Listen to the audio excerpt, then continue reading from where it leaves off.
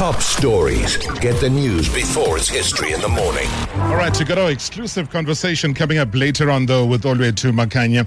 As you know, that he has signed a major contracts up in Scotland, and find out how he's been able to settle in. So any questions or comments for him, please feel free. 947. Hey, you know, when a big move like this is made, you know, from the vineyards of Stellenbosch to the bright lights of Major League Soccer, and now to one of the biggest and most historic football clubs in world football. I mean, it's a journey that's kind of built on courage. There's been consistency and an unwavering belief in his ability. And at just the age of 22, Olwethu Makhanya has taken another giant step in his career, completing a dream move from Philadelphia Union to Scottish Giants Rangers FC. He is on a 4-year deal, by the way. A player who rose through the ranks at Stellenbosch, also conquering the MLS, representing Bafana Bafana at the 2026 FIFA World Cup, and now finds himself at the iconic Ibrox Stadium and ready to test himself in one of Europe's most demanding football environments. Now, there you know, guys, I mean, supporters are already debating whether he is the future of the club's defense, while back home in South Africa, another young footballer is proving and providing that local talent can compete on the biggest stages. He does leave, though, Philadelphia with heartfelt gratitude after 3 unforgettable years there.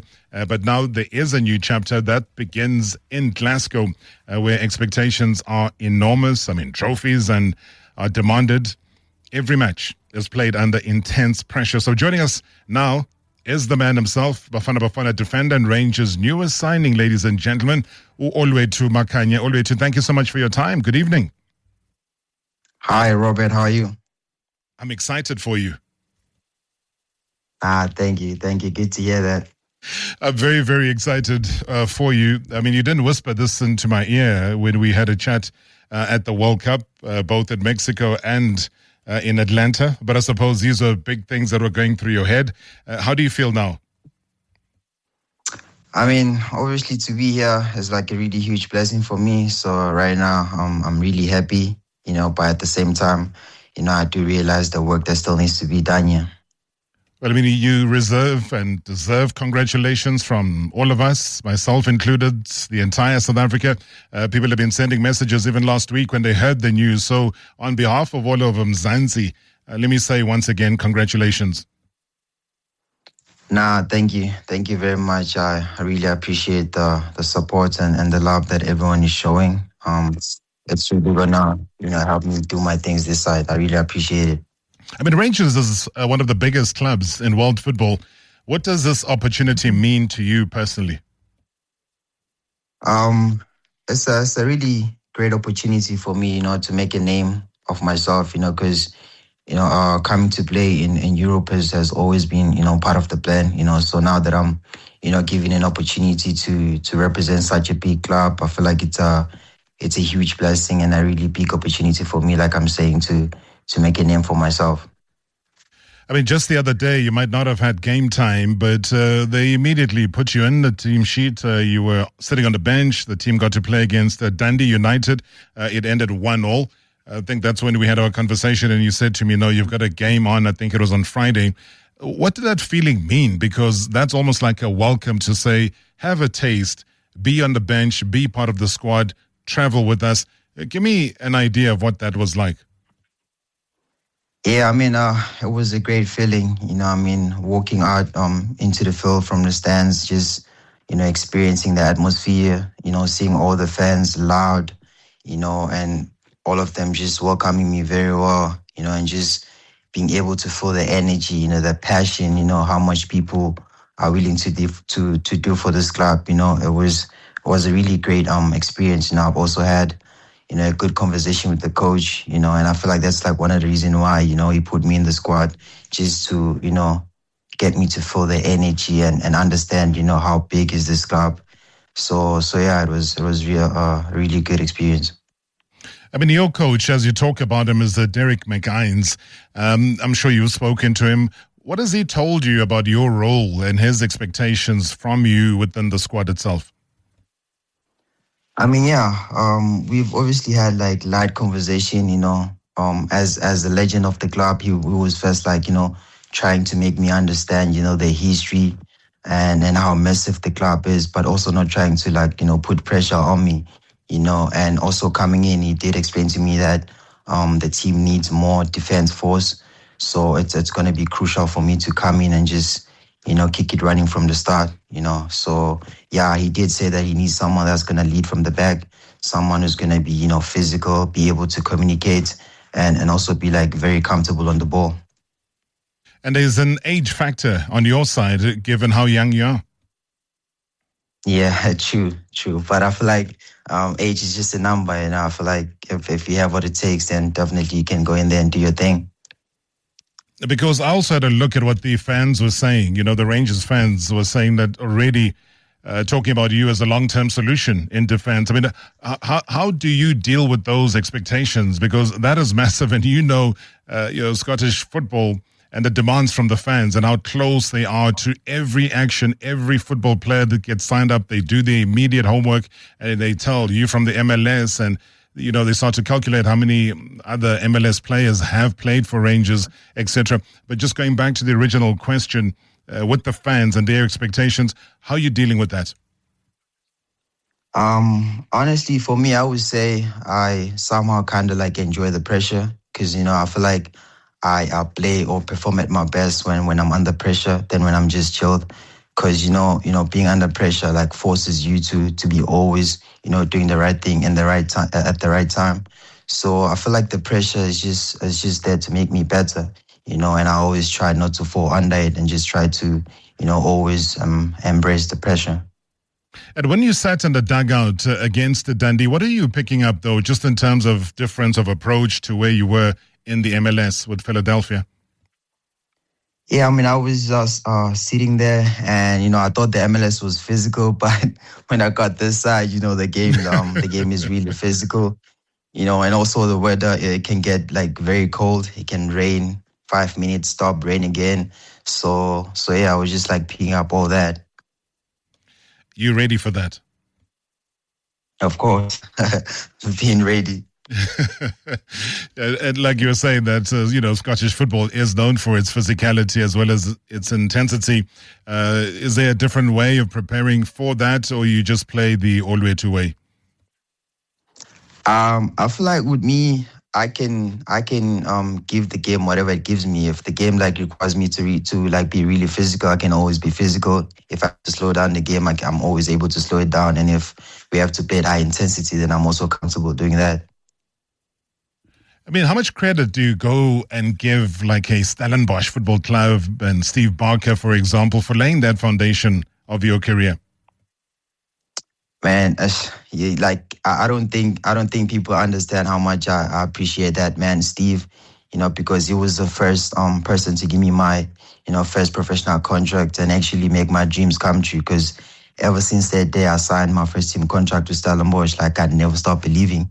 And having those people around at that time really helped me to achieve more things because they always told me of all the potential that I have and how far I can make it. And those words, I feel like I've been just trying to live up to those words. I mean, CVB himself, just like you, has left where he was at Stellenbosch and seek, greener pastures elsewhere outside of South Africa. There are many other young South Africans who dream of playing in Europe as well who are not there. I look at guys that you were with at the World Cup, a Mufokeng, for example, who gets given a task of taking a penalty and a very decisive one. He says, hey, why not bring it to me? I take it. Is that a sign of something here, Olwethu? Because there's just a level of confidence that yourself, the Olwethus, they have, or Oswin or Paulus, for example, all the guys have at the moment. I feel like, yeah, it just shows that, like South Africans, there's talent, we can go out there and have fun, it's just, I feel like it's just a matter of mentality, if you're a professional, you just have to have like the right mentality and always be willing to make it to the next level and just keep on learning. But I don't think talent was ever the question. It's just a matter of professionalism. I feel like we have all the talents. It's just a matter of, having the right mindset and be willing to go to the next level and just keep on learning as a player and a person. Maybe an important question would be, how much of that experience that you had with Bafana Bafana at the World Cup helped raise your profile? Sorry, what was that? Sorry. I'm just saying that with the recent, FIFA World Cup that was staged and your presence within Bafana Bafana, how much of that do you think helped to raise your profile? I would say, obviously being, part of the squad, being able to represent the team in the World Cup, obviously got my name out there. But, with the teams in Europe, like negotiations have been happening way before I was in the squad with the national team. So they had been eyeing you way before that? Yeah, we've been in talk like way before the World Cup.